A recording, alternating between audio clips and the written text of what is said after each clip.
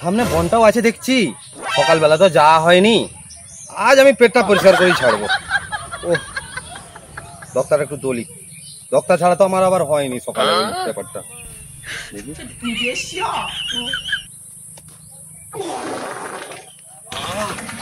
বাপরে বাপ, কি পেটটা আমার খালি হয়ে গেল। যাই বাগানটাতে যাই, অনেকদিন তো যাওয়া হয়নি। আবে তুই আমার মানে কি করছিস? আরে পায়খানা বসছিলাম। তাহলে আমার বাগান ভাই যদি বাগানে বসতে নাকি জানিস পায়খানা বসলে কি হয়? পেটটা খালি হয়। তুই জানিস তুই কত বাপ করছিস? এই যে পায়খানা বসে গেলি, আর যে মাছিগুলান ভাতে যে পড়ছে শিশুদের, ওরা অসুস্থ হয়ে পড়ছে। শুন, এর জন্য বিচার রাখতে পারবো নি, আমার বাগানের পায়খানা পরিষ্কার করে দে। আমি পায়খানা পায়খানা পরিষ্কার করতে পারবো। পারবি না নাকি তুই? না তুই দাঁড়া, পারবি না। মারুনি মারুন, আমি এক্ষুনি পরিষ্কার করে দিচ্ছি।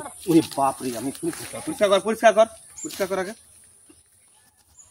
হ্যাঁ ওখানটা বসে, ওখানটা পরিষ্কার কর, ভালো করে পরিষ্কার কর। হ্যাঁ এই যে এইটা পরিষ্কার কর। ফেরা ফেরা ফেলে দেয়, ফেলে দেয় আগে। কি গন্ধ! শালা আমি এত পাপ করেছি, হ্যাঁ? এত মাঠে ঘাটে পায়খানা বসে, তাহলে আমি প্রচুর শিশুদের আমি ক্ষতি করেছি। এবার থেকে শালা পুরা টোটাল খাই বন্ধ, খেলে তো পায়খানা হবে।